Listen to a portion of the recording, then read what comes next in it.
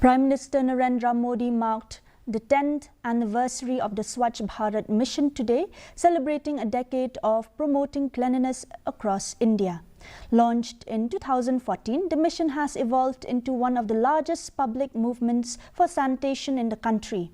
During the ceremony, PM Modi inaugurated and laid the foundation stone for sanitation projects worth over rupees 9,600 crores. He emphasized the importance of collective participation, noting that 140 crore citizens contributed to the mission and over 27 lakh events were organized during the Seva Pakhwada, engaging more than 28 crore people nationwide.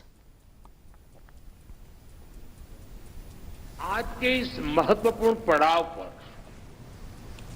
आज स्वच्छता से जुड़े करीब 10,000 करोड़ रुपए के projects की भी शुरुआत हुई है। मिशन अमृत के तहत देश के अनेक शहरों में वाटर और सीवेज ट्रीटमेंट प्लांट बनाए जाएंगे।